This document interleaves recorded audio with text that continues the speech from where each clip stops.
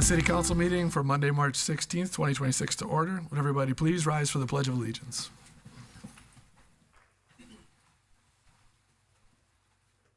Pledge allegiance to the flag of the United States of America and to the republic for which it stands, one nation, under God, indivisible, with liberty and justice for all. Call the roll, please. Mayor LIEN, Here. Councilmember Bernance. Here. Councilmember Wilson. Here. Councilmember Cordis. Here. Okay. I would ask if there have been any changes to the agenda requested. Seeing none, I'd look for a motion to approve the agenda. Second. Motion by Steve, second by Jake. All in favor, say aye. Aye. Aye. And we have, next item, we're skipping right ahead to the consent agenda. Unless there's any, look for a motion to approve the consent agenda. Motion to approve. Second. Motion by Holly, second by Jake. All in favor, say aye. Aye. We have a consent agenda. Item 7, we have a public hearings. So this would be, one second. Kelly. Good evening, Mayor, City Council. At the December 15th, 2025 City Council meeting, the 2026 fee schedule was approved. Following passage, staff identified several housekeeping corrections and fees that were inadvertently omitted from the 2026 fee schedule. The first is in the Parks and Recreation Department. City Council, at its meeting on February 1st, 2016, approved the purchase of an electric Zamboni for the Schmitz-Mackey Arena. As part of the purchase, the Farmington Liquor Store contributed $10,000 in exchange for sole advertising rights on the resurfacer. The advertising fee for the ice resurfacer wasn't removed from the 2017 fee schedule and has mistakenly remained in the following fee schedules. Thus, staff recommends removing the ice resurfacer advertising rate from the 2026 fee schedule. In the building permit section under water, a backflow assembly test record submittal with a fee of $16.95 per report is being added to the fee schedule. A correction is needed under grading authorization. The $25,000 SWPP compliance escrow is currently listed under surety, but should be under inspection escrow. A typographical error in the platting section will be corrected to properly reference gross area. A beekeeping ordinance was passed by City Council in August of 2025. The ordinance included updating the 2025 fee schedule to include applicable permit fees. However, the permit fees were not transferred to the 2026 fee schedule. So staff has requested they be added to the 2026 fee schedule. The fees are as follows. The initial permit for beekeeping is $100 and the renewal permit is $40.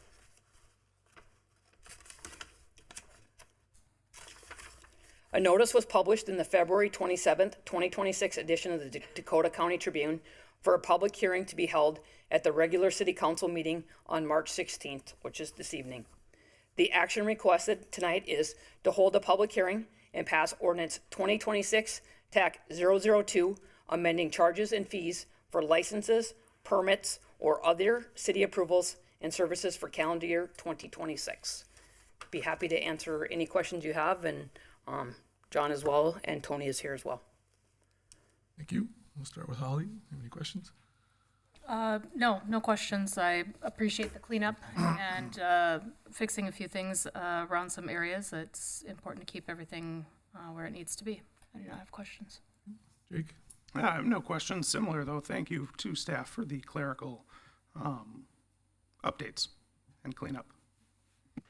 Steve? Kelly, I do have one quick question, and I apologize. Maybe I should have reached out to you before this. So with the resurfacer, the 10,000, obviously the liquor store is important for our park and rec programming, et cetera. If we had a resident come to us and say, well, we're passing up opportunities for a private business to put more money into, theoretically, the park and rec department, and then we're kind of taking back that investment.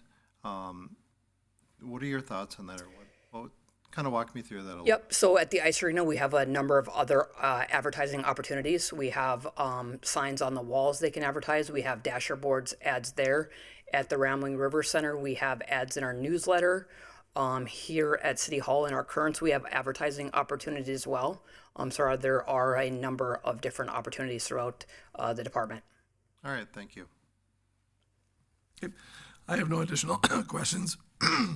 Since this is a public hearing, we'll go ahead and open that now for any residents that would like to come up and speak. Is anybody here that wants to speak on the topic?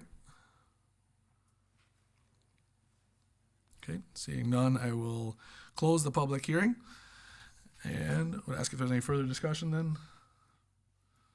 None? Okay. If that's all in order, then I would go ahead and look for a motion to approve. Hold on, I gotta read the item here.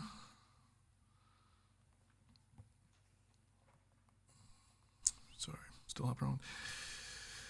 Look for a motion to approve passing ordinance 2026-002, amending charges and fees for licenses, permits, and other city approvals and services for calendar year 2026. Motion to approve. Second. Motion and a second. Call the roll, please. Councilmember Bernance. Yes. Councilmember Wilson. Yes. Councilmember Cordis. Yes. Mayor Lien. Yes. Thank you, Kelly. Moving on. Item 8.1. This is an agreement services with HKGI for the 2050 Comprehensive Plan Update. Tony. Thank you, Mayor, council members. Every 10 years, the city is required to update its comprehensive plan. In September of last year, the Met Council initiated the Imagine 2050, which officially kicked off that process. At that same time, the Met Council issued what is called a system statement. Those are individual documents that inform the various cities within the 7-county metro on how it is affected by the Met Council's policy plans for regional systems. That includes transportation, aviation, water resources, and regional parks and trails. Additionally, these system statements provide individualized forecasts for population, household, and employment. And with that issuance, again, it kicked off the need for us to start the process of updating our 2050 comprehensive plan. Attached for council's consideration is an approval is an agreement for services for updating that 2050 plan with Hoisington Kogler or HKGI. Included with that agreement is a scope and work plan that identifies 7 tasks within that agreement.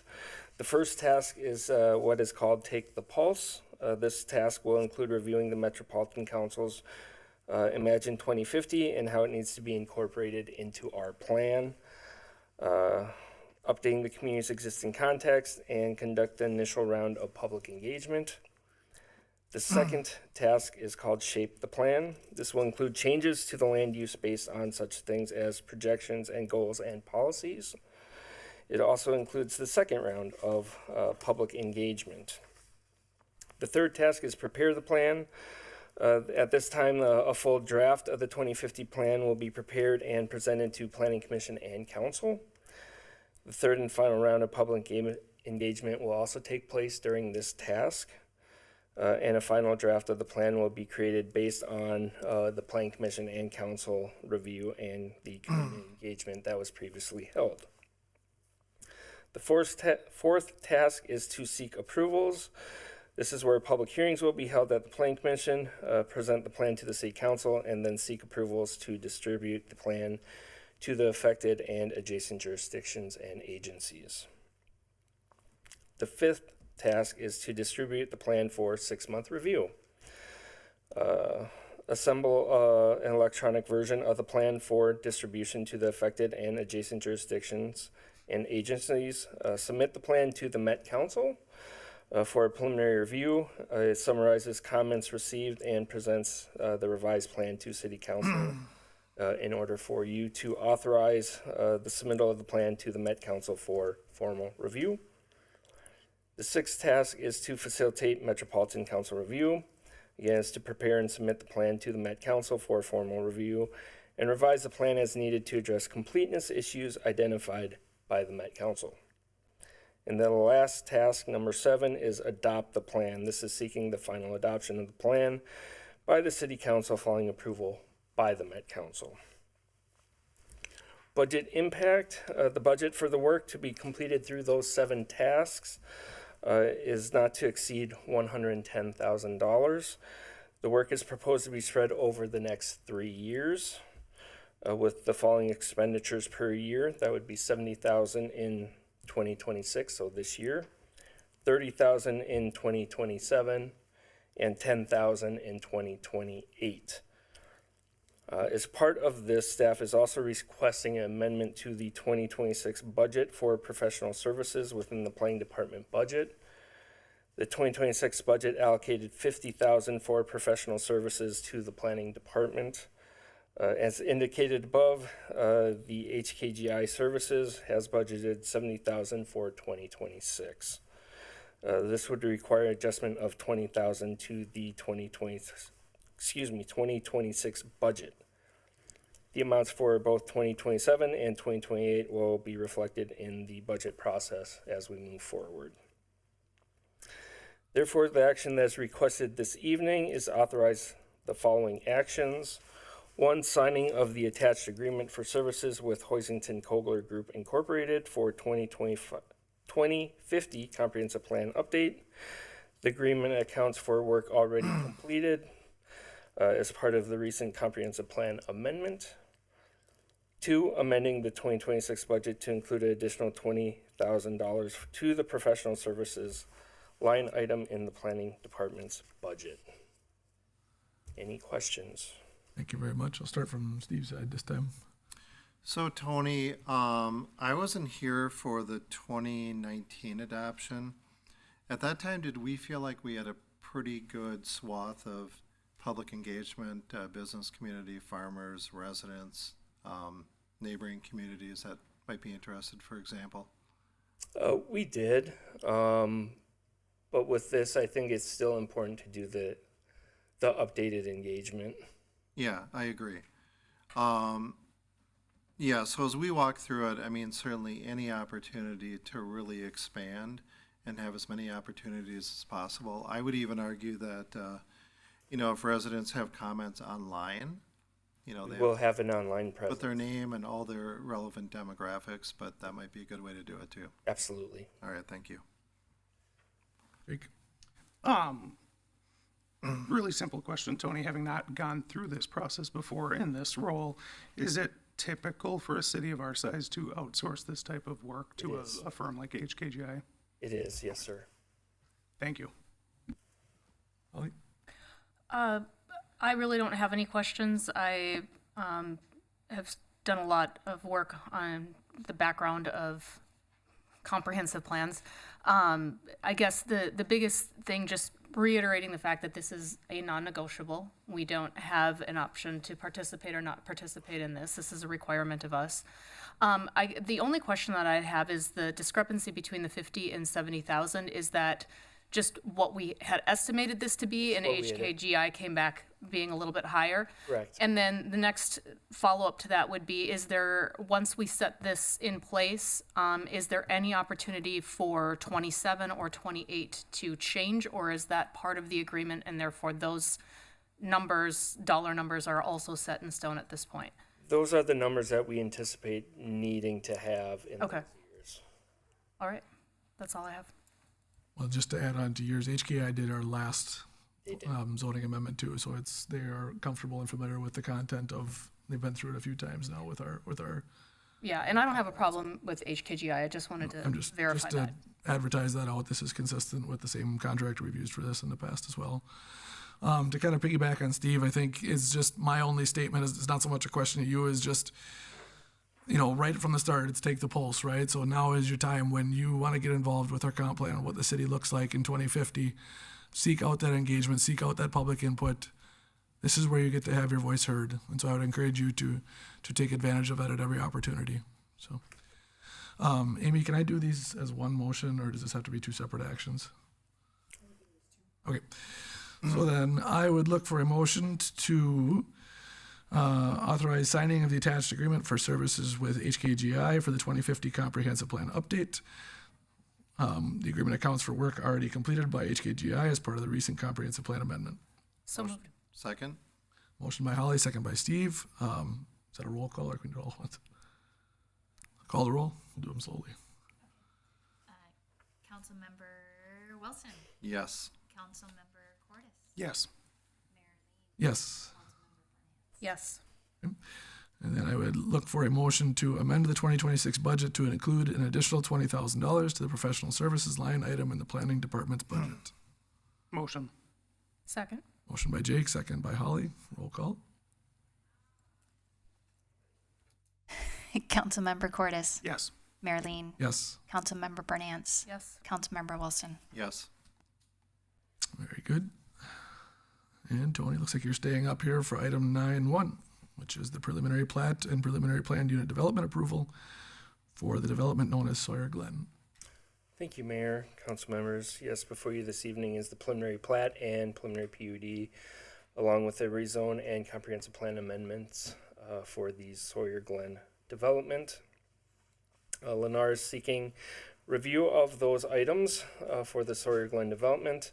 The subject property consists of 4 parcels totaling just over 73 acres and is generally located near the northwest intersection of County Road 50 and Flagstaff Avenue. The property is directly south of the Farmington High School. The development consists of 215 single-family lots spread over those 73 acres. The gross density for the development is 2.94 dwelling units per acre with a net density of 4.6. The preliminary plat includes 4 outlots labeled A through D. The outlots consist of a combination of stormwater facilities, wetland, floodplain, trail corridor, and remnant land. This is a copy of the preliminary plat. Directly to the west of the Sawyer Glen development is the Whispering Fields development and Regita Fields. So that's the general layout of the development. The development standards include a minimum lot width of 42 feet, minimum lot depth of 135 feet, minimum lot area of 5,670 square feet, front yard setback of 25 feet, side yard setback interior of 6 feet, side yard setback corner of 20 feet, rear yard setback of 25 feet. Lot sizes within the preliminary plat range from that 5,670 up to 23,560 square feet in size, with an average lot size in the development of 7,237 square feet. 3 access points are proposed for the development, including the extension of 208th and 209th Street from Whispering Fields development, along with the extension of 211th Street west on the south side of the Regita Fields development. Generally, the roadway width within the development will be 60 feet wide with a roadway width of 30 feet. 211th Street does provide for a 70-foot wide right-of-way and a roadway width of 41 feet. This roadway does neck down to a 60-foot wide right-of-way and a 30-foot wide roadway near Fairfield Drive, which is the first north-south road in the development. Parks, trails, and sidewalks. The city will take cash in lieu of park dedication with this plat. The park that will service this development is the Flagstaff Meadows Park. The preliminary plat identifies Outlot D as parkland to be dedicated. The Park and Rec Commission did review this preliminary plat and determined not to accept Outlot D for park purposes, in large part being that this outlot does contain wetland. Section 1149 of the city code does not allow for park dedication credits for wetland areas. Sidewalks will be constructed on one side of every road within the development, and trail will be provided from the end of the cul-de-sac, which is 209th Street West, and it will run through Outlot A and a portion of Outlot B, and will connect into the existing trail within the Whispering Field and Regita Fields development. A trail will also be provided on the south side of 211th Street West and will extend north to the existing trail located on the west side of the Regatta Fields development. And do keep in mind that Whispering Fields, when that was developed, there was a trail that was connected to the north up to the high school. So all of this will be interconnected to allow for access to the high school.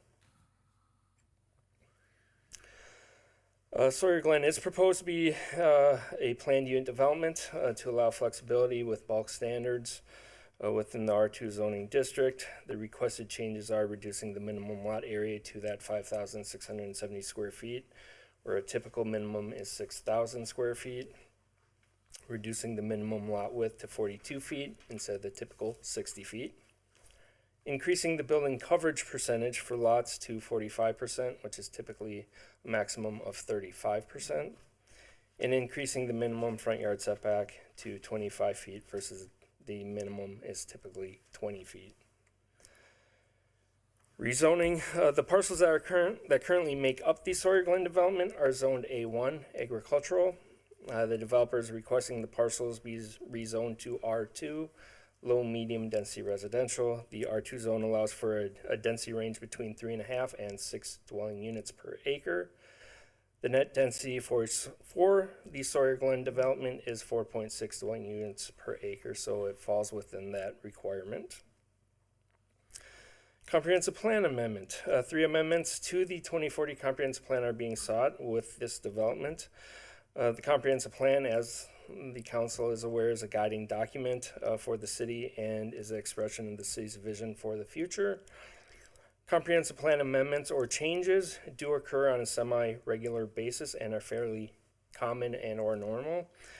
And these are permitted by state law and are often needed and or requested depending on the type of development that is being proposed.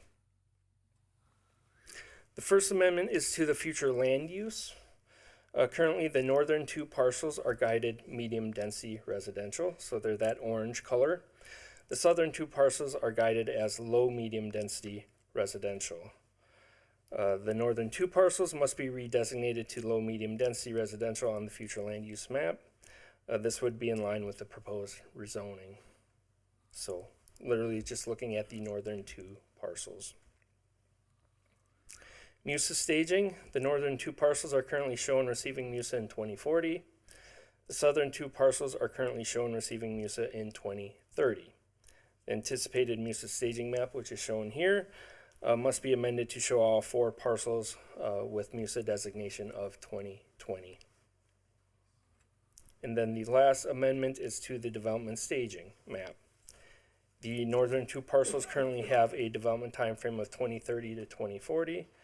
And then the southern 2 parcels currently have a development time frame of 2020 to 2030. The anticipated development staging map must be amended to show the northern 2 parcels in the 2020 to 2030 development time frame.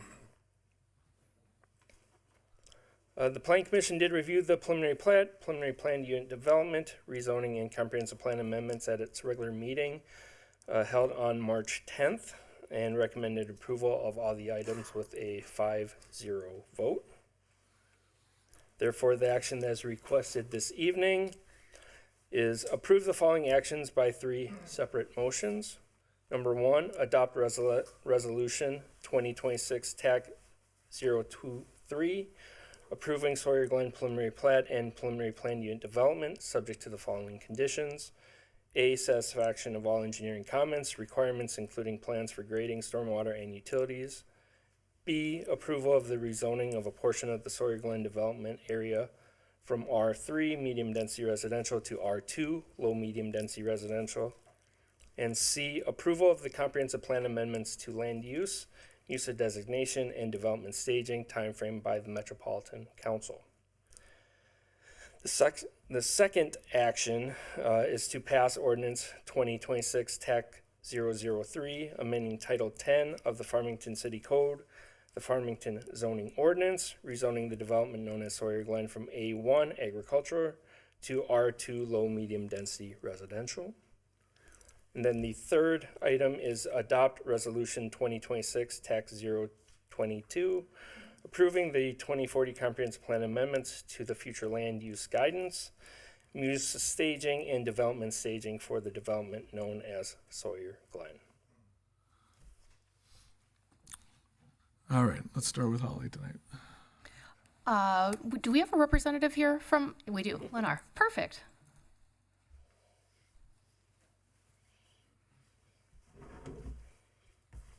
Good evening, Steve Trowski with Lennar out of Plymouth, Minnesota. We're happy to be back in Farmington. Thank you, Tony. That was a very good summary. I don't have much to add other than at the Planning Commission last week, there was some comments about the transition from the existing neighborhood into the new community. And so our preliminary plat tonight shows 215 home sites, but we're going to reduce that by 2 in the northeast corner just to give a little bit more space up there by the existing neighborhood. So you will see that change come forward on the first final plat. So we've reduced it by 2 based on feedback from your Planning Commission. Other than that, thanks, Tony. Happy to answer any questions. Perfect. Well, thank you so much for coming. I guess the question that I have is, what have we noticed in the market? I mean, these are tighter lots, right? We're reducing a couple of the standards that we have as far as lot coverage and minimum lot sizes and all of that. So what are we noticing in the housing market, and what is this specifically filling from a gap perspective in our housing diversity here in Farmington that makes this make sense in this area? Sure. We are having a lot of success down at Vermilion Commons on the south side of town. We've got some townhomes down there. We've got some smaller, more attainable single-family homes. That's really hitting a price point in the market across the metro right now that's pretty attractive to a lot of families. So that's the basis for the home site size and the home size here. They will be 2-car garage, slab-on-grade homes, all of them. So we feel that we're hitting a price point and a type of home that's attainable for a family. That if you don't want to live in a townhome, we've got plenty of those in Farmington. We want to offer another product in Farmington because we find it's a very good city. People do want to move here. Vermilion Commons, the latest edition we did, had some townhomes, but it also has some single-family homes. These will be very similar in size and appearance to those. So if you want to drive down there, that would be a good representation of what we're offering at Sawyer Glen. Okay.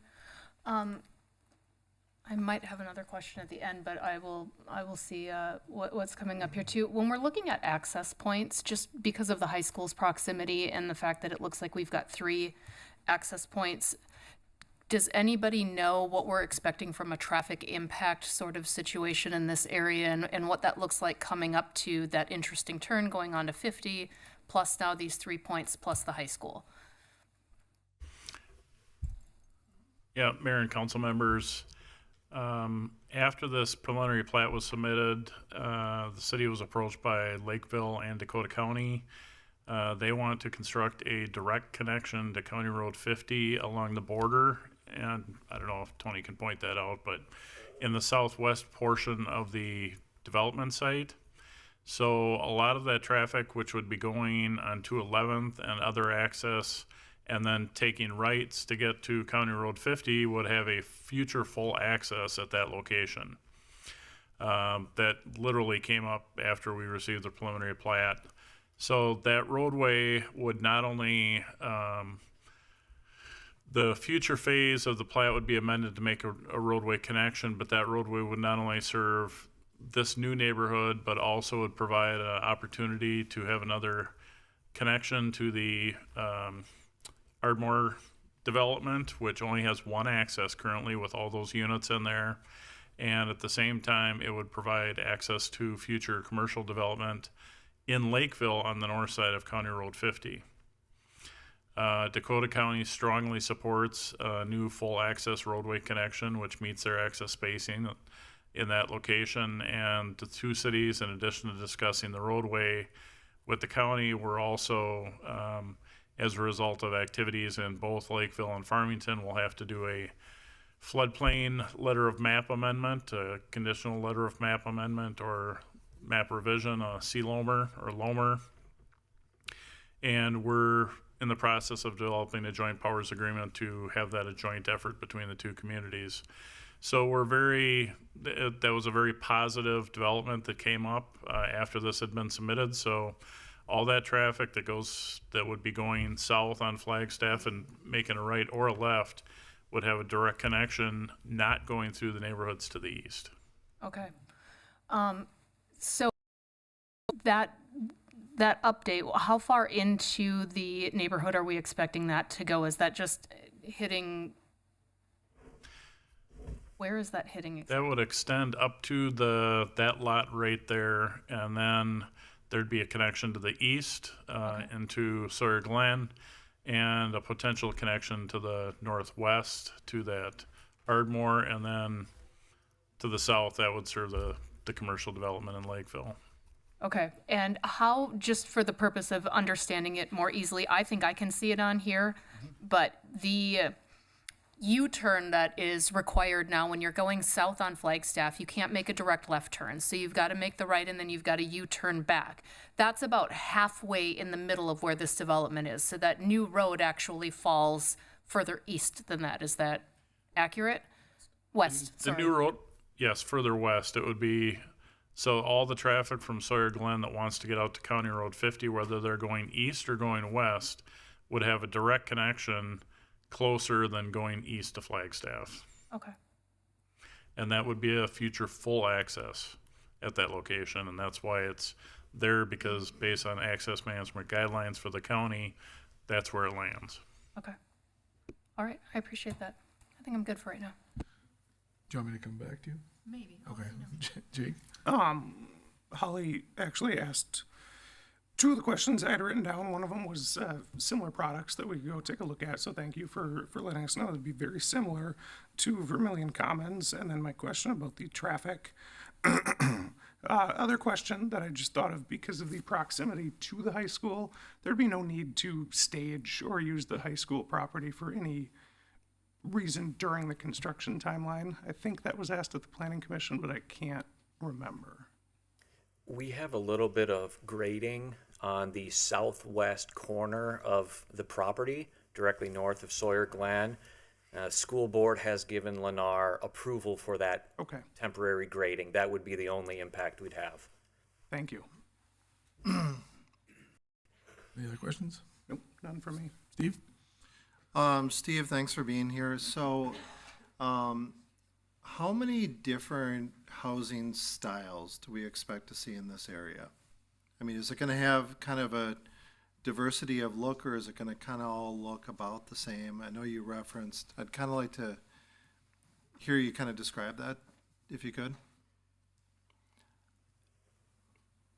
We have a number of exterior packages. I don't know the number off the top of my head as I stand here, so I'm unable to give you a hard number on that, but you know, it would be 10 or more different types of exterior styles.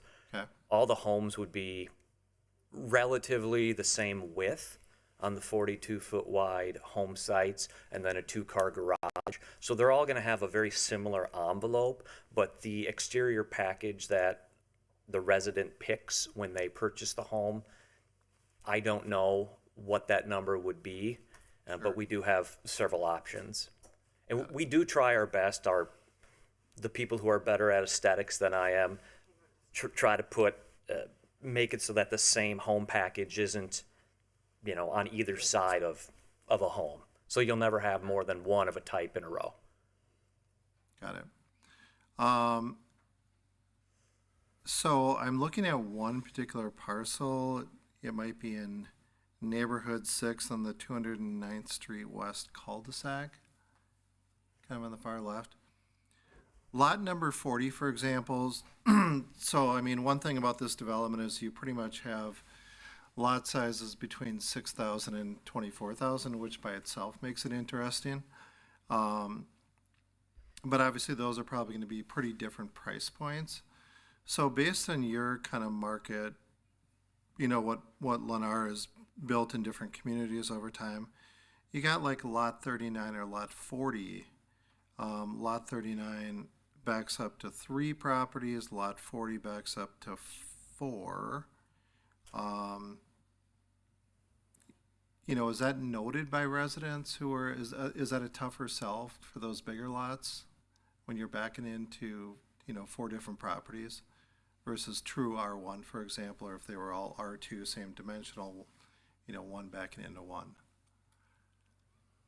When we market any community, we have a subdivision map. We have those visual guides for the purchasers of what they're going to be purchasing. So no one would go into a home in that location blind, so to speak. Right, right. All of the future home sites would be listed on the marketing materials. So I don't know what a purchaser may or may not want. Sure. The homes themselves would range from probably 350 to 500, somewhere in that range, based on the exterior package and the lot size. These ones at the south end of the cul-de-sac do have a little bit larger size, because when we measure our setback, when we measure the width, we like to go from the setback line. Because it's a pie-shaped lot, we don't really have a choice other than to make it larger. Sure. Yep. Matt, a question for you. So with these smaller neighborhoods, and you sit in the development and review committee when these are all going through. So, I mean, you're looking at the ladder truck and the other trucks and kind of determining, even for some of these smaller cul-de-sacs, that you're not going to have an issue with that, correct? Okay. I think that's all I have.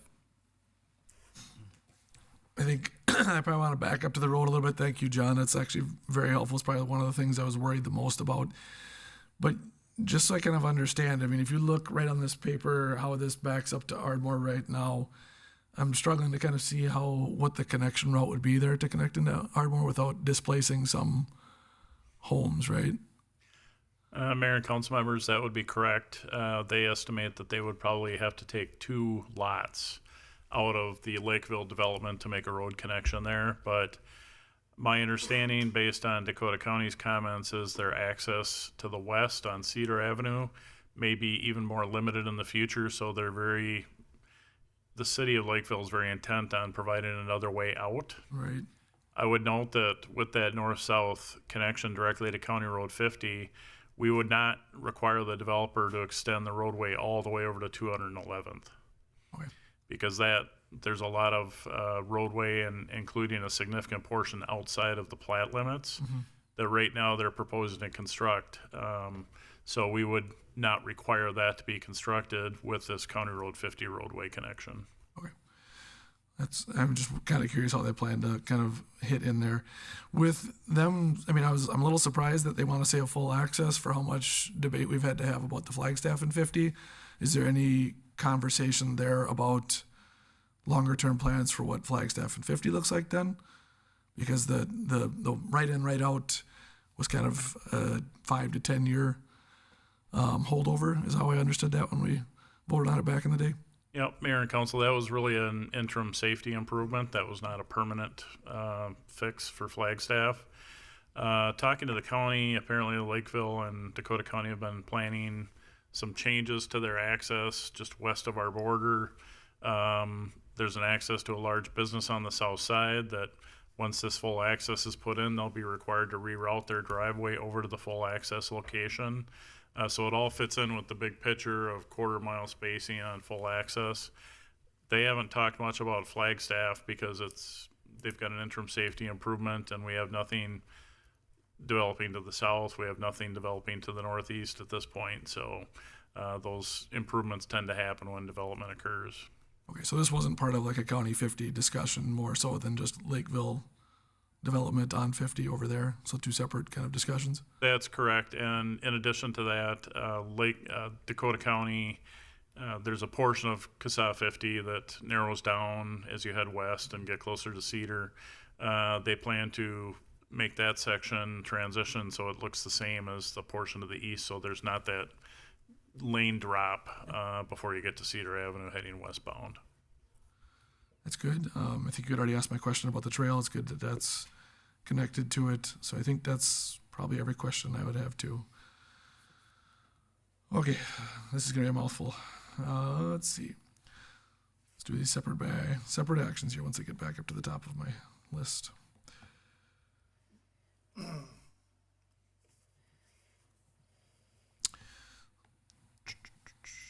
you for your patience. So I would look for a motion to adopt Resolution 2026-023, approving the Sawyer Glen preliminary plat and preliminary planned unit development, subject to the following conditions: the satisfaction of all engineering comments and requirements, including plans for grading, stormwater, and utilities, approval of the rezoning of a portion of the Sawyer Glen development area from R3, medium-density residential, to R2, low-medium density residential, and the approval of the comprehensive plan amendments to land use, MUSA designation, and development staging timeframe by the Met Council. So moved. Second. Motion by Holly, second by Jake. Call the roll, please. Councilmember Cordis? Yes. Mayor Lean? Yes. Councilmember Bernance? Yes. Councilmember Wilson? Yes. Okay. And I would look for a motion to pass ordinance 2026-003, amending Title 10 of the Farmington City Code, the Farmington zoning ordinance, rezoning the development known as Sawyer Glen from A1 agricultural to R2 low-medium density residential. Motion to approve? Second. Motion by Steve, second by Jake. Call the roll. Mayor Lean? Yes. Councilmember Bernance? Yes. Councilmember Wilson? Yes. Councilmember Cordis? Yes.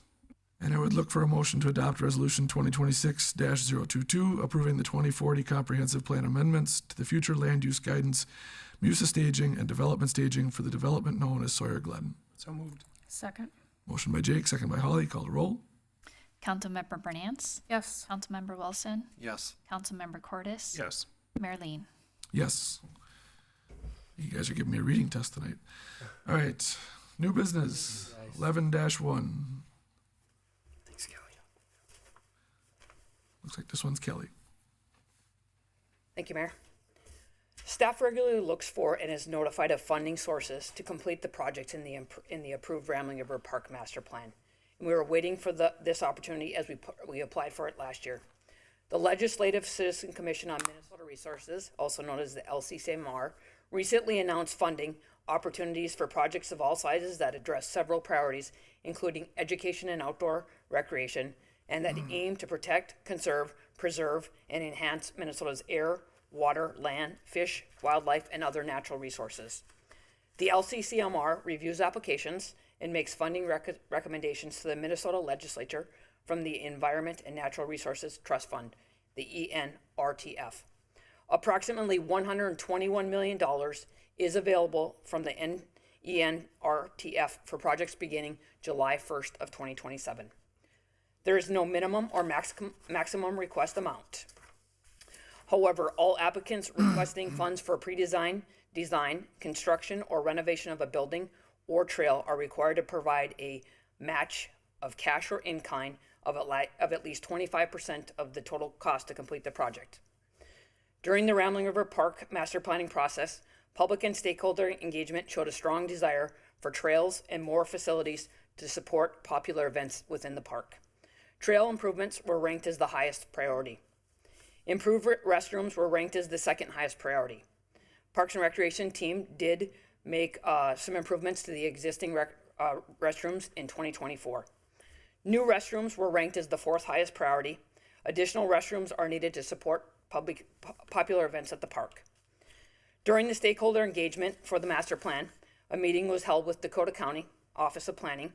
Dakota County was and is still interested in Rambling River Park becoming the trailhead for the North Creek Greenway. The county would contribute up to $400,000 toward the new restroom building. 85-15 costs for replacement of the trails, 85% county, 15% city. In collaboration on securing funding for natural resource, water quality improvements along and beyond the Greenway corridor. The city will be the applicant submitting the proposal to the LCCMR for funding, with Dakota County listed as a collaborator. Carrie Kubicek, the city's regional funding manager, is preparing the funding proposal with assistance from HKGI. Dakota County retained HKGI to collaborate with the city, so is there no cost to the city for this service. I want to thank Dakota County and Lil Latham for allowing us to partner with HKG on this, and also Carrie for all her work on this funding proposal. Selected proposals will be presented before the LCCMR in late June or early July of 2026. This group is made up of 17 members, including 5 senators, 5 representatives, 5 citizens appointed by the governor, 1 citizen appointed by the Senate, and 1 citizen appointed by the House. By May of 2027, LCCMR recommendations will be presented to the legislature for consideration via introduction as an appropriations bill and to be considered by and acted upon by the Minnesota House and Senate. Upon passage, the bill will go before the governor to be signed into law. The city's proposal includes the following: moving the Rambling River Trail replacement with 8 feet, from 8 feet greenway trails to 10 feet wide greenway trails, construction of a new restroom building, addition of trailhead amenities, kiosk, bike fix-it station, garbage recycling containers, monument, etc., shoreline restoration, and fishing access improvements.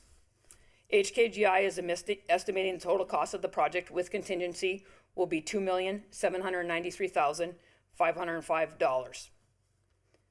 However, the grant funding request is $2,095 and $129.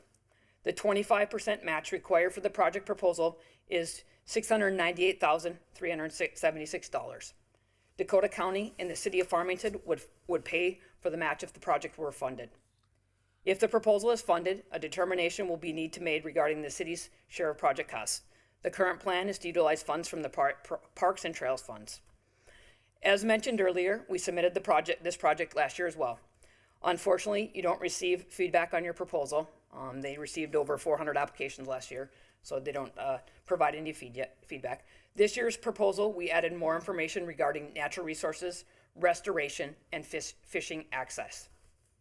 The action requested tonight is to adopt Resolution 2026 TACT 021, authorizing the submission of a proposal to request funding from the Environmental and Natural Resources Trust Fund for the North Creek Greenways Trails and Trail Cut Construction Project. Be happy to answer any questions you have. Thank you, Kelly. Start from Steve. I got to turn the button back on. Kelly, I'm really happy that we're bringing this back for reconsideration. So when it says selected proposals, so LCCMR is going. Well, wait a second. Are they going to select the ones that they're recommending and So they- bring them forward, or It's vetted by staff first, and then presentations go before the LCCMR. And when we met with Dakota County and HKGI, if you make it in front of the LCMR, it sounds like your proposal will be funded, as what's been in the past. so is there anything that we or Dakota County or So can do to strengthen our position on this or not? Yep, Dakota County wrote a letter of support already, and it'll be included with our grant application. Okay. Would we theoretically do the same? I mean, you could if you want. It's due on Wednesday, so we'd have to act quickly. We could put a line in there also that, the city council strongly encourages this application, or we've done that with other proposals. I would like to do that, and, Nick, if you can race down to City Hall and sign it. I think showing our support for this too. I just remember my time working at the legislature that when you're talking about any kind of local funding project, the legislature does not want any local opposition. So letter of support, I think, goes a long way. Any other comments, Steve? Oh, that's it. Jake? Just want to extend my thanks to Kelly and Carrie for putting this grant application together, and fingers crossed. Holly? Nothing more to add. I guess to add on to what you say, I mean, I do want to, I guess maybe add on why I am so heavily supportive of the Greenway in general. It's not really a secret that our trails don't have enough allocated to them to maintain the amount of trail we have. So I kind of view this as, if you've been through Rambling River Park and ridden your bike across it, your parts of your body might be sore from having to experience the tree roots through there. And this is kind of just a long overdue maintenance project.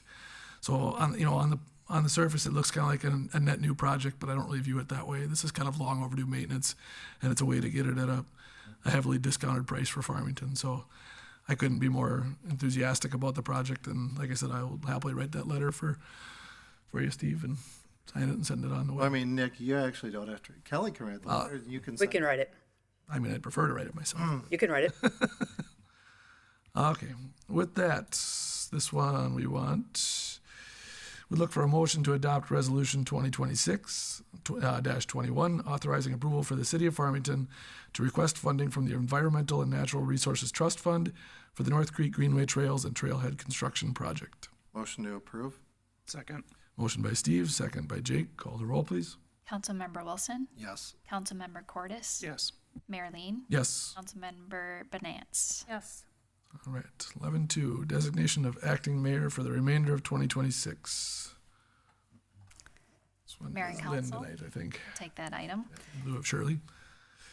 All right, at the January 5th, 2026 meeting, City Council appointed Nick Lean as acting mayor for the 2026. Following the resignation of Mayor Joshua Hoyt on February 4th, Nick Lean stepped into the acting role of mayor. On March 2nd, the City Council appointed Nick Lean to the office of mayor and to serve until the successor is elected at the special election on November 3rd, 2026, and the election has officially been certified.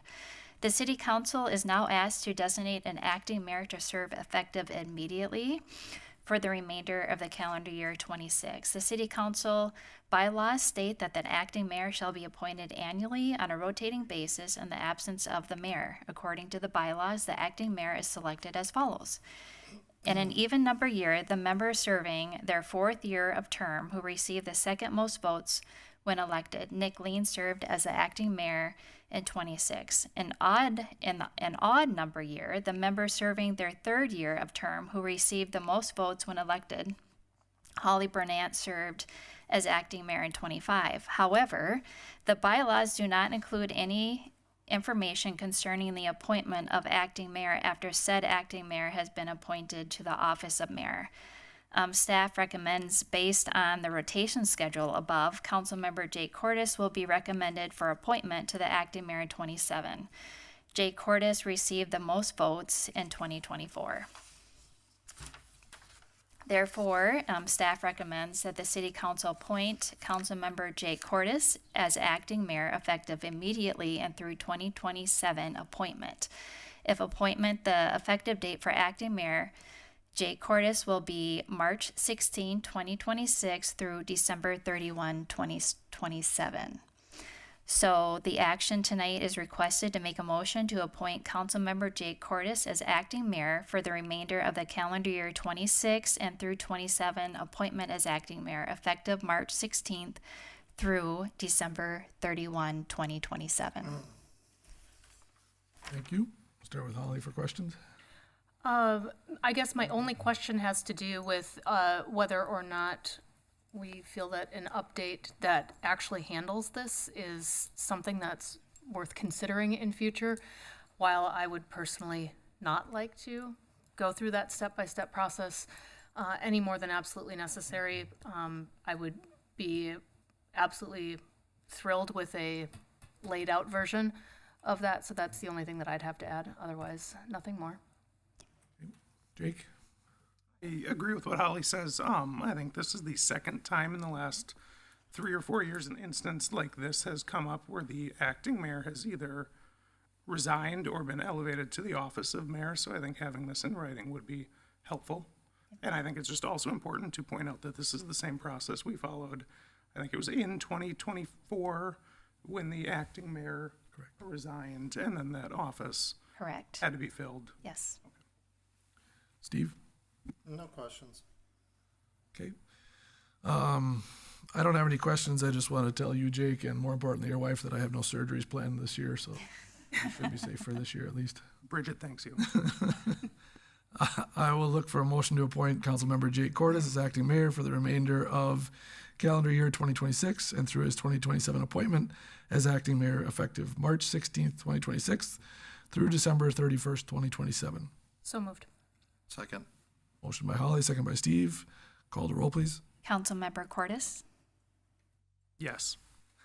Mayor Lean, Yes. Councilmember Bernance, Yes. Councilmember Wilson. Yes. All right, great. Item 11.3, I think is going to be Lynn again, which should be the declaration of vacancy for the city council seat that I held. All right, Mayor and Council.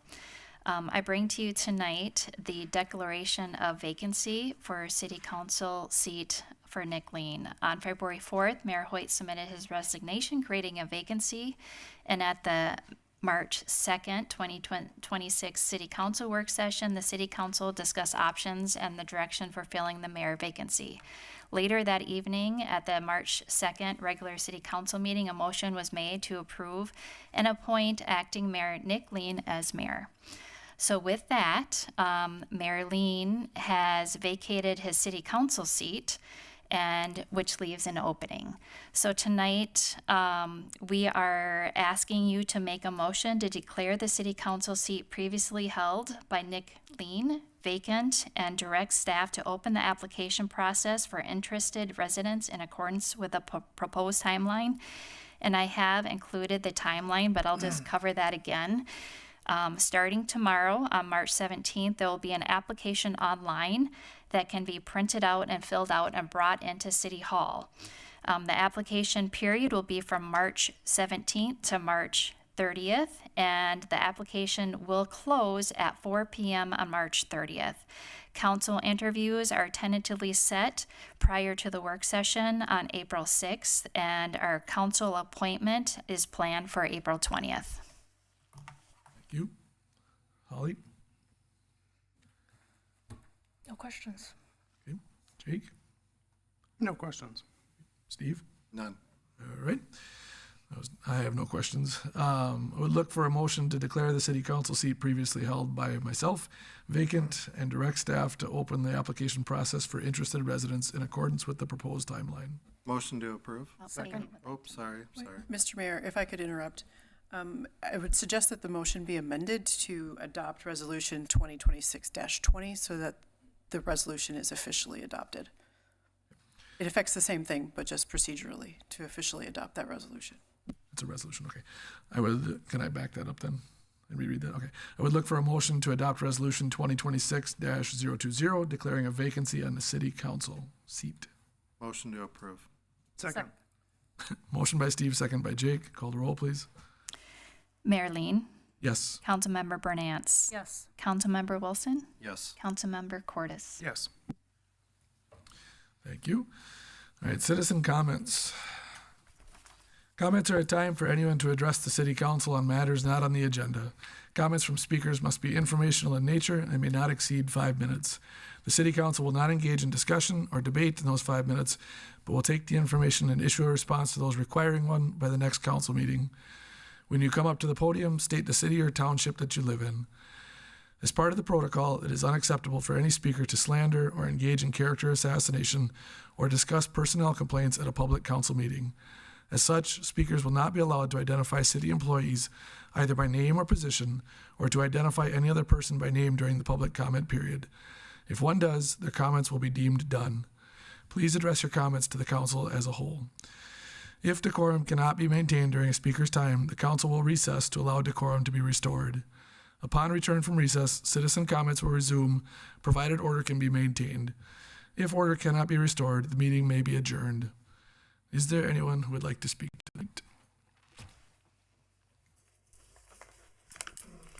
Before I start and before the 5 minutes starts, I'd like to ask the council, while I'm using my 5 minutes, to consider me to ask some questions about an agenda item from both the last meeting and this meeting, which has nothing to do with my comments for citizen comments.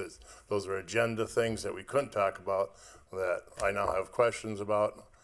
One issue from the last meeting and an issue from this meeting that I would have spoken to, but it seems like we can't speak about things that are on the agenda. So, Mayor and Council, Mayor, like you just said, citizen comments is for things that are not on the agenda. I asked while I was sitting in that chair last week, or at the last meeting, to discuss something on the agenda. Just got blown away. When you look at this, it's an agenda, not on the agenda. I should have been able to speak about it. When it comes to the actual agenda and the workshops, I've got the last meeting's agenda here, and it's really not, to me, It might be a tomato type thing to people, but I don't see it that you changed the bylaws. I see what you did by moving citizen comments to the very end of the meeting. Total disrespect for the taxpayers because they have to sit through a meeting to get their point across at the end like we did tonight, which had several things on it that probably didn't pertain to the taxpayers. Another thing was, I wasn't aware, and I couldn't even find last workshop meeting online, let alone to find a meeting where you were actually discussing changing citizen comments from 6 to 12. So there was no communication on that part. I do understand that the meeting was held on changing the citizen comments was held here in the dais or in the council chambers where there are seats, but last workshop meeting, I showed up, I was the first citizen to show up. We had to bring a chair in from another room. 3 other residents showed up, we had to bring in 3 more chairs. So I really don't think that the council and mayor really want people to be at a meeting, a workshop, to discuss anything. And so I was trying to get my point across last week, or at the last meeting. When does council want transparency to start? When do you want people from this podium to respect you? When does respect start? So that we can talk at these meetings. I emailed the mayor and I got that you gave me time to speak. Well, at a workshop, that's what we're supposed to do. We're supposed to talk. And I had questions, legitimate questions. When it comes to the podium here, you said you gave me time. You gave me my 5 minutes. I didn't ask for any more than that. You gave me my 5 minutes, so you didn't do anything extra. So, I had a good conversation with Councilmember Wilson at the end of the meeting. I stood here forever, tried to get some conversation with you, Nick, and it didn't happen. And I think one of the biggest parts was, trying to figure out where's the transparency. You can't get respect if you don't give it. And I was, we have a couple of new meetings now with you being the mayor, and everybody wants things to be different than what it was before. By golly, we're certainly going to try at this podium to try to be different. But I mean, when I follow along, citizen comments is for stuff that's not on the agenda, and we can't talk about stuff that's on the agenda. That's not being very, very respectful. And like I say, I don't think you changed the bylaws of the council. You changed a city document from moving citizen comments from 6 to 12. It's only merely a document that you changed, not a bylaw. So that just, just floored me. Now, can I have some time? We've got a minute left, but there's a couple of issues that I wanted to speak about. That's about the 2 items. One being, how come I wasn't able to talk, or any citizen talk, when you were talking about the bylaws last week? I raised my hand in respect. I didn't say nothing. All I said to you while you were talking about it was that it was a non-agenda, or it's an agenda item. So it says in comments when it was at number 6 at the last meeting. I didn't talk about it because it was on the agenda. It wasn't labeled very good. It was just 7-1 bylaws. It didn't say that we were particularly moving citizen comments from 6 to 12. But there has been rumblings about that for the last couple meetings from everybody saying that, I think they're changing the citizen comments to the end of the meeting, which, well, like I say, I've got it right here. All this says was changing bylaws. And respectfully raising your hand and asking the council to talk about it during the agenda item, turned away. So I don't see that being a lot of respect. Now the question.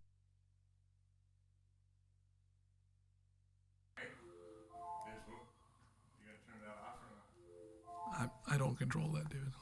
Well, it doesn't do me no good to stand here and talk if you're not going to turn it off because nobody's going to hear. Well, David, you're An agenda item tonight that I would have liked to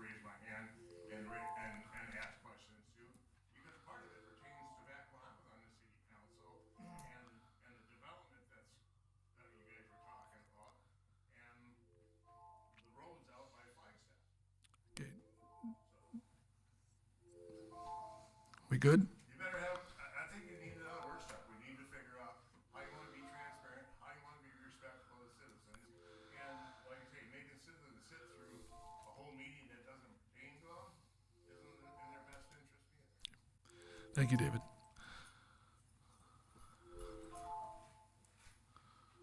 Anybody else?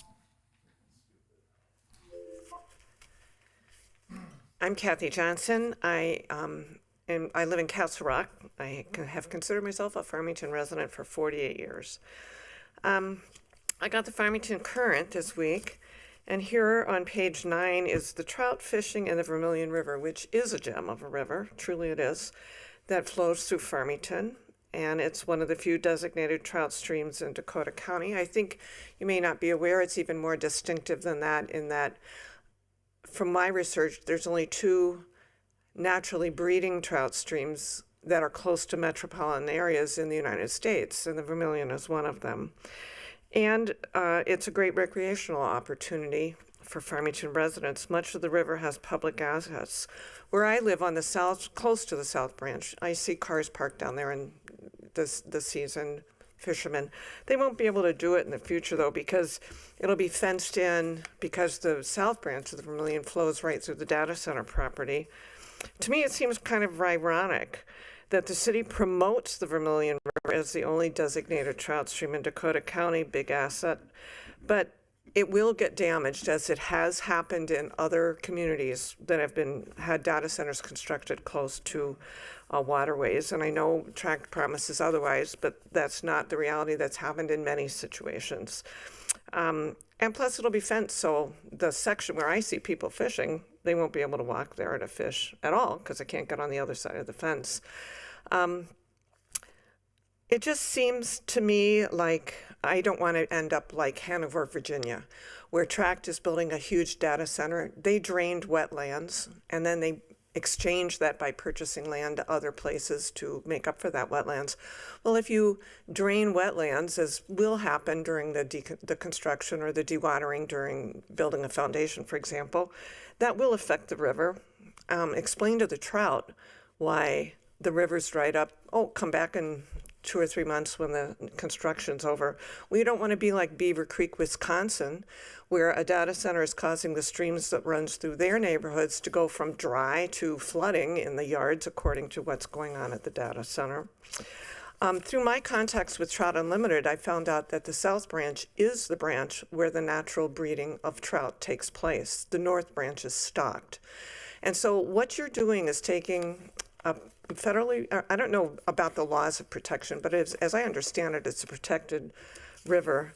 You are destroying one of the great assets of our city. I mean, Rambling River Park is named after this river, and you are, promoting it in your magazine. So what are you going to say to the residents in the future? Whoops, sorry you came to Farmington, because we don't have that great asset in our river anymore. The 100-year flood setback on the property was designed to protect the buildings from flooding during the potential of a flood, and 3 100-year floods have happened in the last 2 decades. Where's the ordinance or the statute that protects the river from the buildings? There isn't one, and 100 years flood back isn't going to do it. In my last minute and a half, there's a call to action that's on the Farmington Coalition for Responsible Data Center Development website. If you go with Farmington, that's our private, not our public site. The call to action encourages citizens to call 4 people about a moratorium, which would be a wonderful piece of legislation to protect, slow down the state, and let the legislature get ahead of the rapid push for data centers to come here when there's almost no parameters to protect us, our homes and our environment. You can call Governor Walz, the Senate Majority Leader Aaron Murphy, the House Majority Leader Zach Simonson, and including our own Representative Drew Roach, and encourage them to support the moratorium on data centers. It's a very, very important piece of legislation. Thank you. Thank you, Kathy.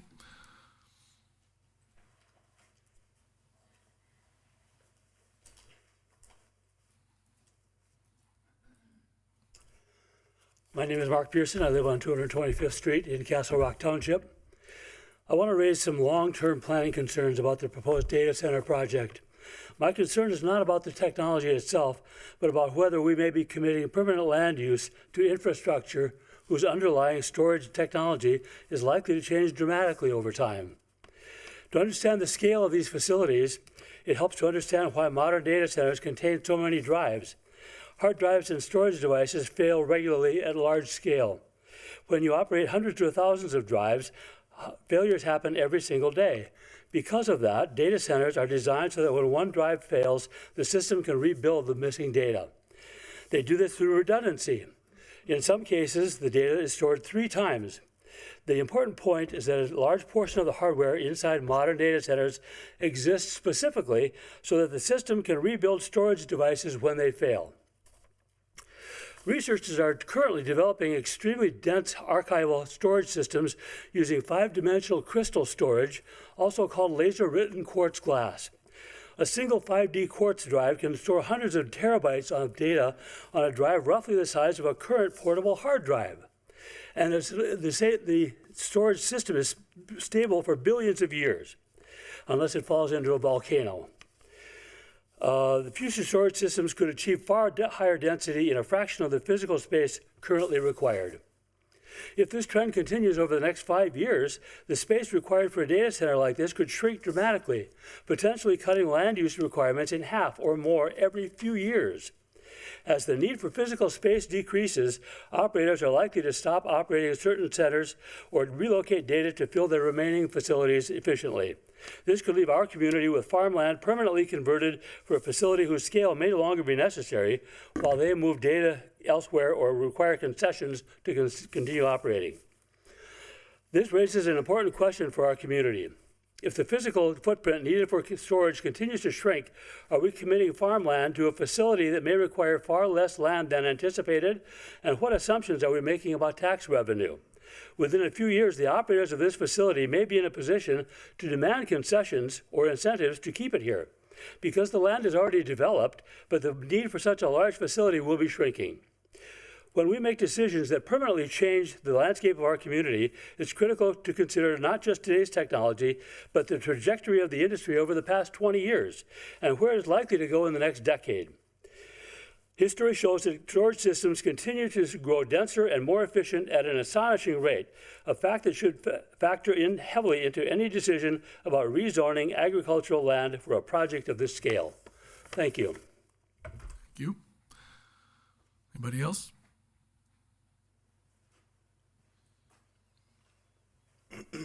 Jeff Schottler, 22420 Calico Court, Farmington. Couldn't be here at your last council meeting. I'm glad half my neighborhood showed up and spoke. I hope you guys listen to them. I know you're sick of listening to me, so I won't even look up when I come up here. It's interesting. Pick your fights, pick your battles. You've picked one with your residents and you're supporting it against your residents. You're at a point in the process where if you change your ordinance, you change anything, they built in 8-year terms into their development agreements. Whatever you change, it's not going to change this project. You've now got the choice of fighting with your residents forever or fighting with tract. Who's going to make you uncomfortable? Who's going to sit at the gas stations with you? Who's going to be sitting in the bleachers next to you at the sporting games? Who do you have to deal with forever? And it's not going to be forever. What do you guys got? 8-9 months before the next election? People are supporting us. They're not supporting what you're doing because they're not going to support it when you do it to them. They're not going to support this in their yards. They're not going to put up with it.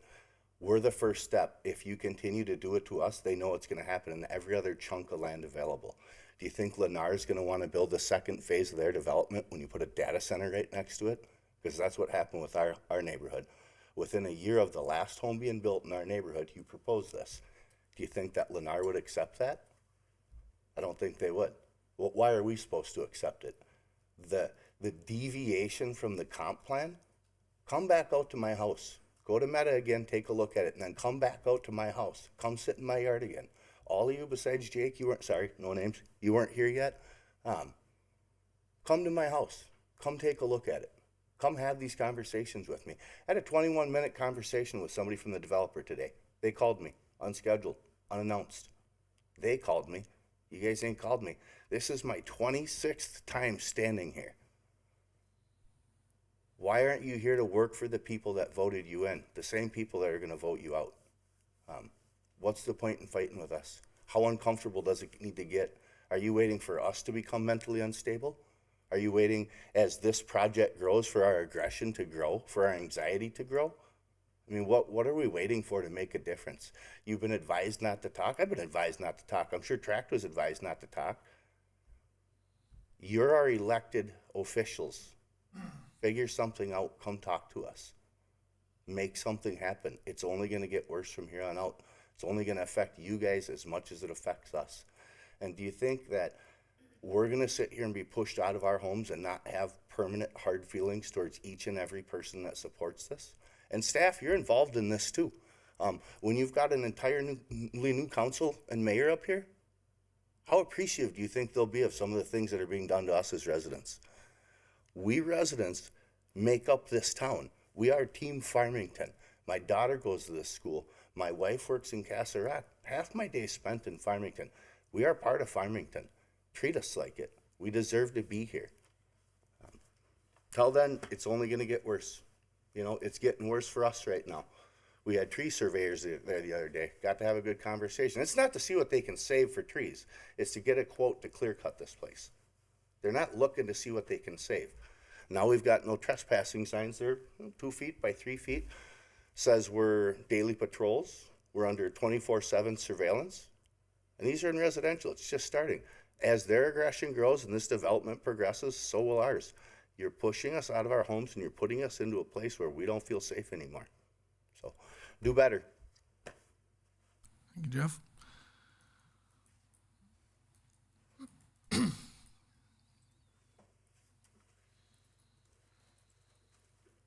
Nancy Arstead, Castle Rock. First, water, that tired topic I brought up last time. I have 4 questions, please. First, you keep saying you don't worry about the water. This data center project won't affect the water. Will you publicly guarantee that? Publicly guarantee that our wells and nearby farming irrigation systems will not be harmed. In writing and publicly, will you guarantee? 2, if my well starts pulling up sludge, what exactly is the plan for that? Who do I call at 5 a.m. on a Tuesday if or when my water turns brown or black? One of you? Or are you going to immediately fix the problem and pay for the damage? Or are we going to end up suing the city just like our neighbors south of us are doing? Long and painful and unfair. 3, will you guarantee that the Vermilion River or trout stream will not be harmed by the dewatering, the groundwater pumping, construction runoff? Will you publicly provide a guarantee to this city and to the fish? You are the RGU. It is on you. 4, if our wells fail, are you 3 willing to open up your homes so we can all come to your places and take clean showers and wash clothes until our wells are fixed? I'm very serious. If the risk is acceptable for us, that should be an easy promise for all of you. Then I will know where to go at 5 a.m. when my water turns brown and my family needs to take showers. Now to address Team Farmington. First, this is not directed at the council member who used that phrase. That council member was our lone voice of reason up there, and I am grateful for him. He is in a tough spot. But I saw Team Farmington all over your Currents magazine. It is such a hypocritical phrase, so easily tossed around and needs to be addressed. My son-in-law serves in special forces. He knows what a real team is. They move and work together as one unit. If one teammate goes down, everyone moves to protect him.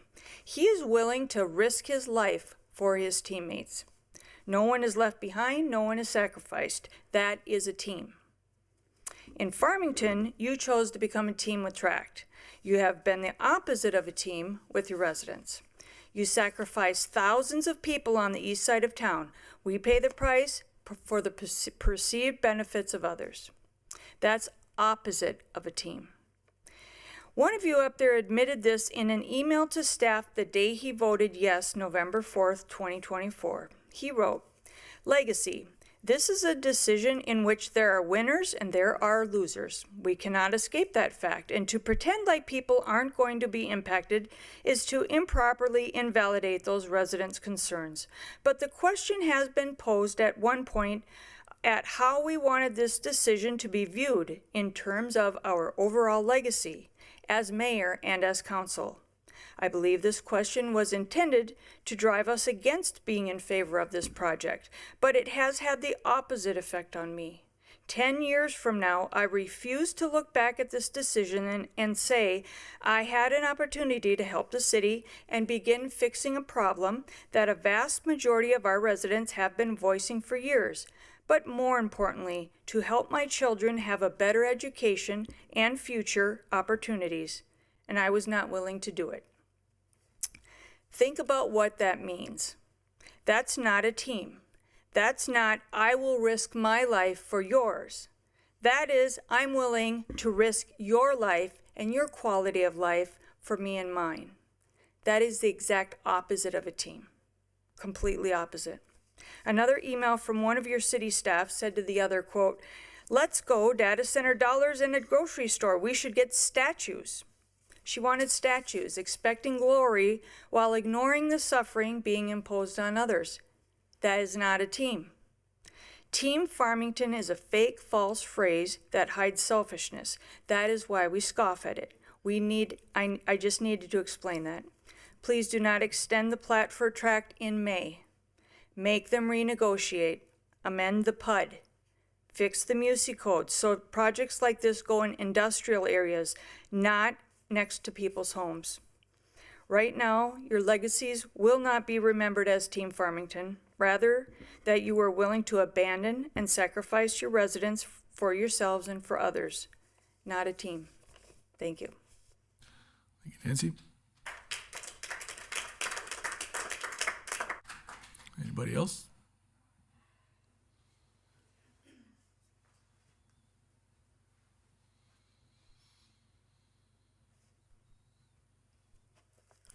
Terry Pearson, 2475 225th Street South, Castle Rock.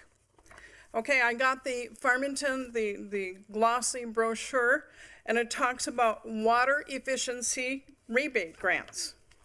It talks about tips to conserve groundwater. It talks about landscaping for clean water, city drinking water report, odd even water restrictions, adopt a pond, monitor wetlands. We have been talking about that for the past 2 years.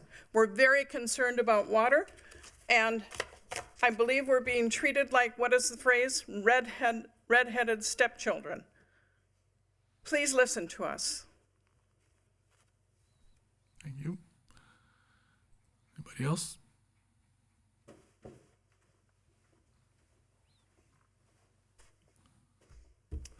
Hi, good evening, council members. Not to beat a dead horse, but let's do it anyways. I live on 3054 224th Street in Farmington. We're in Executive Estates. As many of my neighbors have said before, this has been a very frustrating situation for us, and we feel like we're not being heard. It's just kind of tough.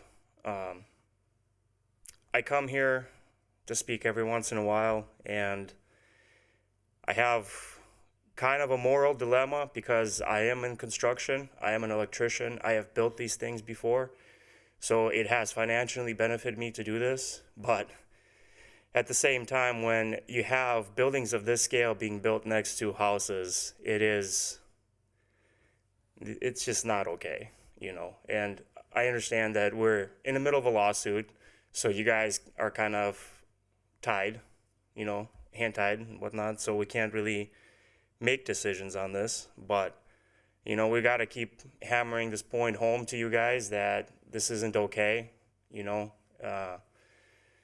we just got to do better. I'm just also kind of curious with these comments that we are making or whatnot, like, why don't we ever really hear a response from you guys? I understand that this is an open input from us, you know, like, can you guys at least communicate to the citizens through like a Facebook page or whatnot? You know, I shouldn't have to go seek this information out on the Farmington's city website. This type of stuff, you know, speaking of transparency with all the other people, that would help greatly in terms of you guys just communicating certain things to us in a more open platform. You know, thank you for your time. Thank you. Anybody else?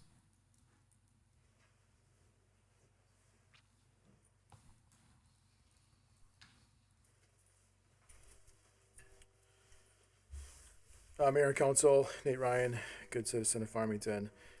Just a few things that I'd like to mention to you today.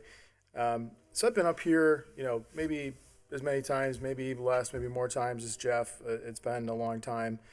When I first started coming here, I really talked about zoning. And I've said it before, and for some reason people don't understand, but I'm just going to say this again. I am not against data centers. I see the useful impact that they can have for the city of Farmington. I see the tax revenue that they can get. What I am specifically, again, against is the rezoning of this property. I think that's the biggest issue that all of you face. And I don't just come and just complain or bitch. I bring solutions. We talked about a moratorium. We've talked about that many times before. And that is a way out. So much so that Dakota County in April is going to be hosting specifically around data centers and talking about that at the county level. I think it would be great for anyone here or anyone online watching to go and attend those sessions and talk with Dakota County about those, and get in contact with your county commissioner. If you don't have any idea who that is, I'm frankly not surprised, but they are hosting these sessions, and I think that would be a very good thing. One of the main reasons that I've been scratching my head, just like, why won't they listen to this whole moratorium thing? Why can Egan do it, but Farmington, quote unquote, can't or won't?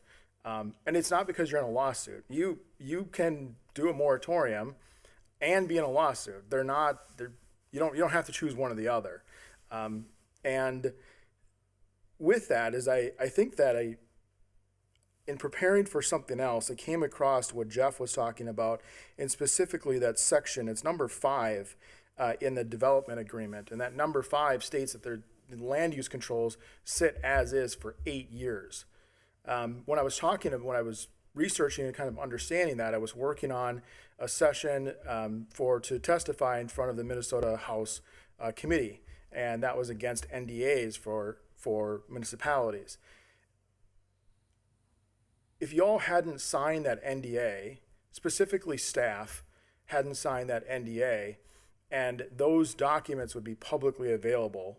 You have to get them out there Thursday, I think, before your council meeting. If those things would have been publicly available, and we could have talked about those things because it was on the agenda, so we weren't supposed to talk about it during public comments, and we could have talked about those things, I think that this conversation might be different. And I think that you might actually be looking at a possibility of a moratorium.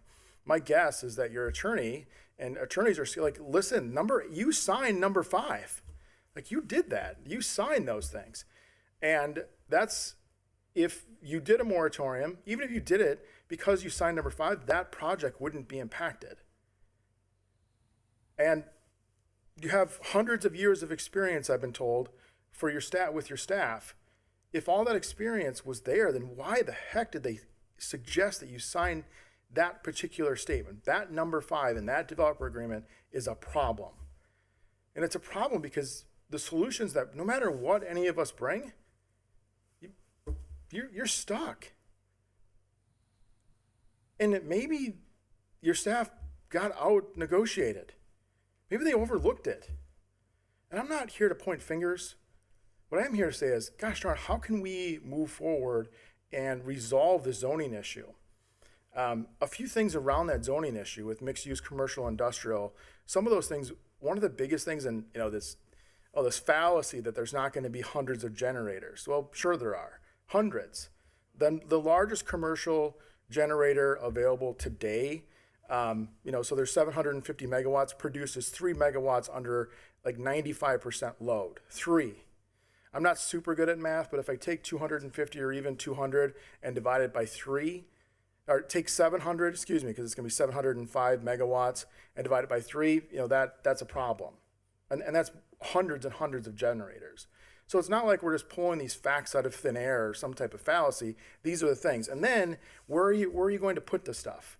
Where are you going to put the stuff being diesel fuel that's needed to store this? And is that allowed under mixed-use commercial industrial? Outdoor storage is not allowed under mixed-use commercial industrial. It is under industrial. But where are you going to put hundreds and literally hundreds, thousands gallons of diesel fuel? So that is an issue.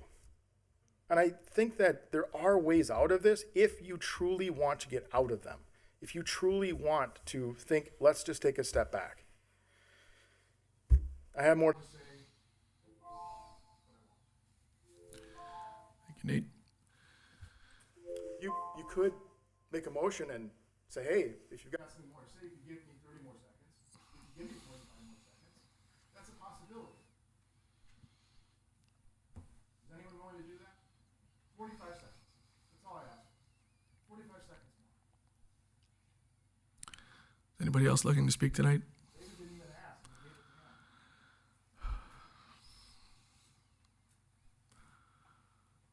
Anybody else?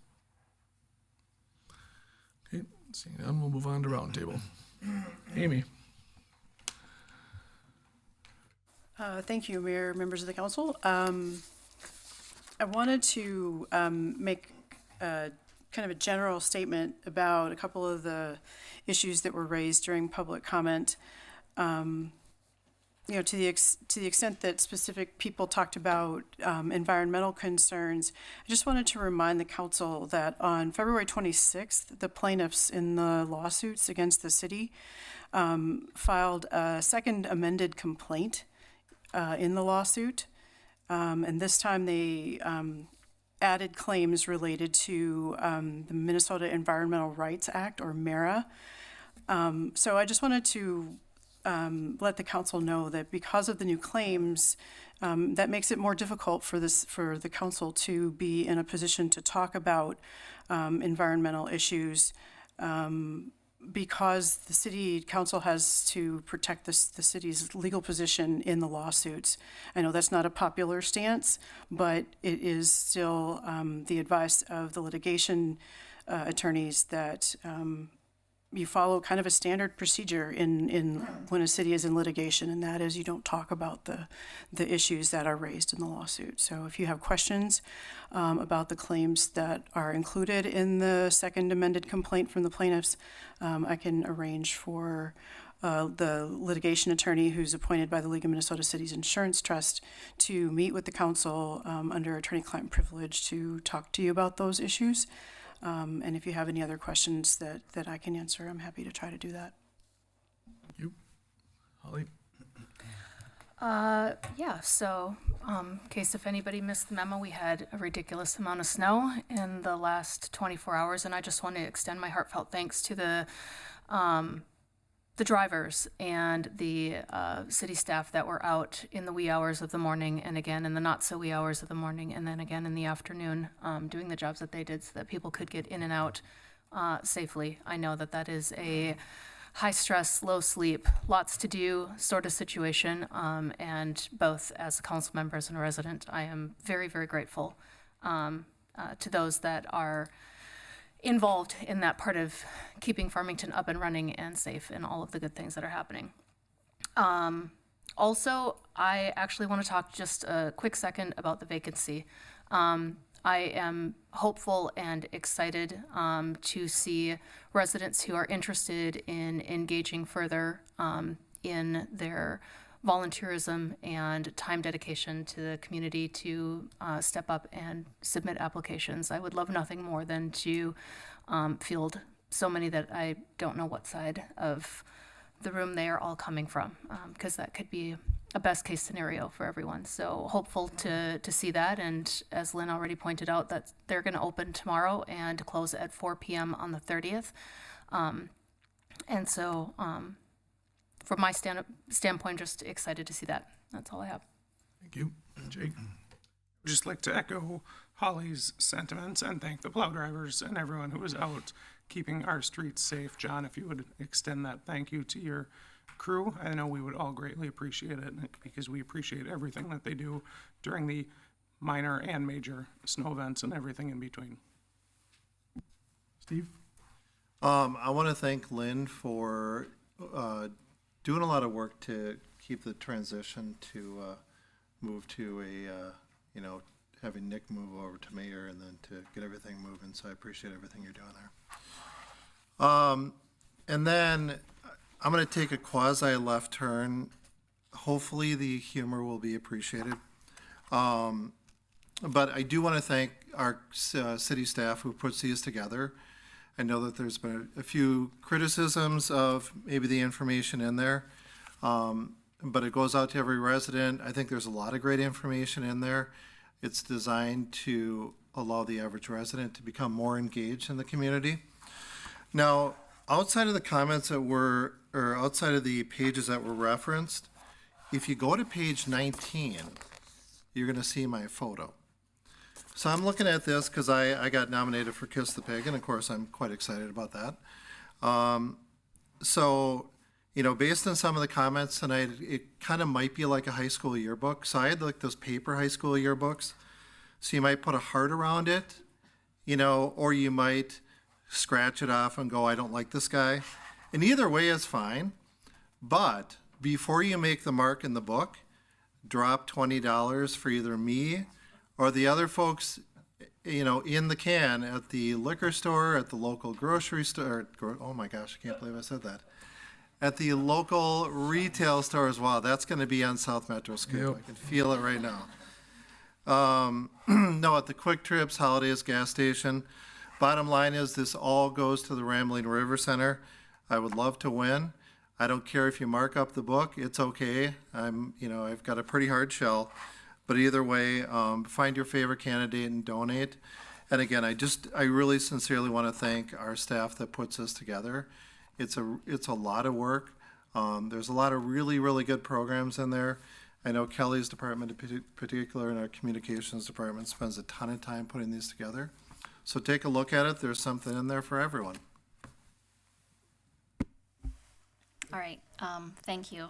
I wanted to make a couple comments tonight regarding some public comments that were made, and it has to do with transparency and our items on the agenda.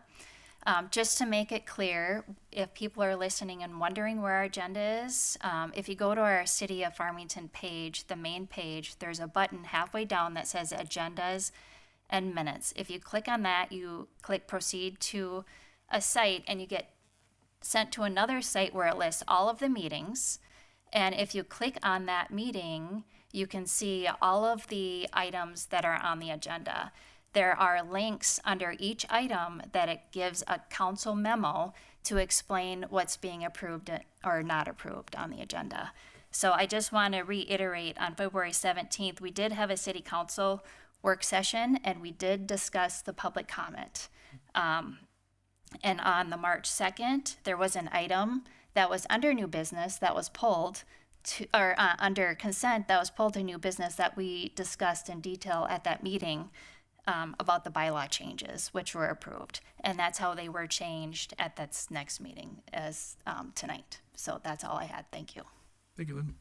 Deanna? Thank you, Mayor and Council. I want to appreciate the robust conversation we had at the EDA meeting tonight. A couple things that I want to point out from that meeting, just so that the public can be excited about it, is that we will be rolling out a pilot program. It was in the spring current, but I wanted to just announce it again tonight. There'll be a 15-minute parking spot program that's rolling out for the downtown to support our small businesses. We talked about that again tonight at the EDA meeting, and a recommendation of the EDA will be coming forward to the City Council to approve those locations and the map that goes with it, and that will be launched this spring. We'll be doing a communication plan to go with that. We'll be talking to our downtown businesses. And again, this is a 15-minute spot program to support our downtown businesses. They have been asking for these spots to allow quick in and out for a lot of our businesses in the downtown, so that will be happening. And thanks to Public Works for helping to do the implementation of that. I also wanted to just mention that our EDA today, they said it was a no-brainer, and so I do appreciate your support for that. But they will be supporting the downtown social activities, which has been a homegrown event in the downtown that takes place on the fourth Thursday. The EDA will be helping to grow that. And so there's a lot more to come from that, but we encourage our community to support the downtown businesses, to support all of our businesses, and it will be fun to see what that grows into. Some other things that we talked about tonight in the EDA is the growth of some of our businesses like our daycare. We have a Spanish immersion daycare here in Farmington, and it is just opened and it is already looking to expand. And we looked at ways that we can help support that. And it's exciting to see things like that happen. So that's just a taste of some of the things that we talked about. And so I thank you for that robust conversation that we had tonight. And that's all I had. Thank you. Thank you. John? Thank you, Mayor and Council members. I want to report back that the contractor doing the industrial park ditch clean was substantially complete before our weekend snow. So that's great news. They were able, they had to use mats to access the ditch, but that work's substantially complete and they just have some cleanup left to do. Additionally, we've been talking about citywide speed limit study, I think since late 2024, and that's based on legislation that was passed by the state that gave the city more authority over speed limits. So I'm very appreciative that we're launching that project to do a citywide speed limit study, and the residents will be seeing more public engagement on that moving forward, and we hope to have that done or near done by the end of this year, early next year. Thank you. Kelly? Staying on the Currents topic for this evening, on the front cover of this edition of the Currents is the picture of the new renovated Rambling River Center and the Rambling River Center Advisory Board. You want to show it? Well, I can. I was going to say, if you have it, Oh, you can. I want to thank the advisory board for all their work they've done over the years, but wanted to share a fact about the Rambling River Center. Since we reopened the center the last week in June through February 28th of this year, we've gotten approximately 100 brand new members. So that's not renewals, that is 100 brand new members. So just want to thank the council again for your support of the Rambling River Center, for making this investment in our community, for the seniors, but for the wider community, and doing it as a single phase project. It means a lot to the people that call that place home. So thank you again. And then excited for the next step in the skate park process. The final design reveal will be next Monday night. It will be a virtual meeting at 6 p.m. Spawn Ranch will be presenting the final design. The information and the link is on the front page of the city's website. So please visit the website and get the link next Monday night, the 23rd at 6 p.m. Thank you, Kelly. Kim? I have nothing to report tonight. So the fire department staff was out today shoveling around hydrants. We're asking any of the public, if you have a hydrant close by that's buried, please give us a hand because seconds matter. You'll see our staff out tomorrow. I know warm weather's coming. I know the snow's going to go away, but until that happens, we ask for all the public's assistance to try to clean these hydrants. Like I said, seconds matter, so when we need to get to that hydrant, it takes time for us to shovel that out during an emergency. So if you see our staff, like I said, we were out today shoveling around hydrants. We'll be out tomorrow and the next day. Thank you. Nate, I got to pause you for a second. Just for my own education, how far below the fire hydrant port do you have to get with that shovel? Do you got to get right down to the ground, or? So it's supposed to be 3 foot by 3 foot by 3 foot around the hydrant. Okay. And I mean, if the hydrant offsets the street, just kind of like a walking path to get in. I mean, we're just trying to get access to it as quickly as we possibly can. So, I mean, we're not asking green grass, all around, as much access as we possibly can to get to the hydrants to hook up. Perfect. Thank you. Now, Chief. Mayor and council, just a few things. Last week we had some really good things and some not so good things at the police department. First, good stuff. The department and school district jointly held interviews for a school resource officer, and Officer Dane Took was selected. So he'll be starting next school year in the schools, making those connections with students and staff, and he'll serve us well. The not so great news is Detective Sean Scoville announced his retirement, and he scheduled his last date is the 9th of next month. I wanted to announce that, so if you wanted to make a connection with him, you had time to do that before the next meeting. And then this week is, I'm sure many of you met CSO Claire Kennedy. This is her last week of school, so that's very exciting. She graduates on Saturday, and we look to have her approved for hire as a police officer at our next meeting as well. Thank you. Okay. Oh, where do I start? I guess let's maybe talk about, a work session and to your comment about being able to talk in a work session. I mean, fundamentally, I think there's things that I can try and change about how the previous mayor spoke to you, how he presented himself, the tone of the discussions, and there's things that I can't change. I'm doing my best to change what is possible for me to change and to try and be a little bit more open to listen to you guys in the way that I can when we're in the middle of lawsuits like this. But at the end of the day, like, a work session is 2 hours long, and we have an agenda that is very packed. And first and foremost, the staff and the council have to get through the discussion of those topics. If there's extra time, that's when I can, that's your opportunity to speak. And I tried to give you bandwidth to speak as much as I could and still move the agenda forward. I can't promise that it's just going to be an open discussion among the entire public. We'll never get through a meeting. And that is just the way it has to be. And that is how a meeting has to be run in order to finish in time.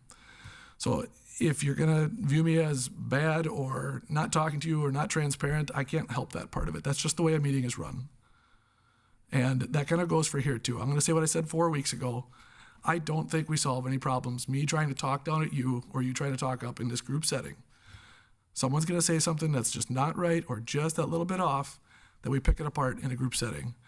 These happen in small discussions, and that's how we solve these problems and move through these things, is in one-on-one discussion and small communication.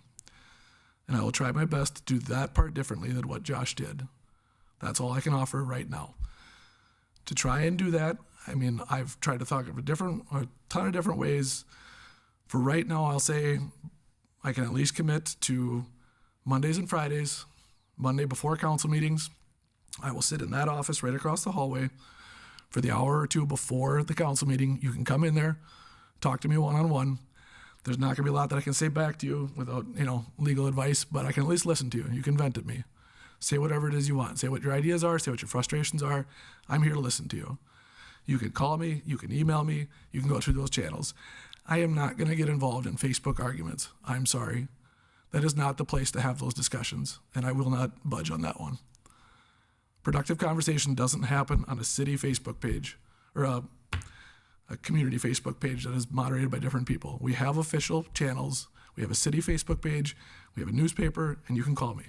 Do it that way, please. Beyond that, like I said, I'm doing my best to listen to you, and I'm doing my best to change. That's all I can say. With that, I would look for a motion to adjourn. Motion. Second. Motion and a second. All in favor say aye. Aye. We're adjourned at 8:48.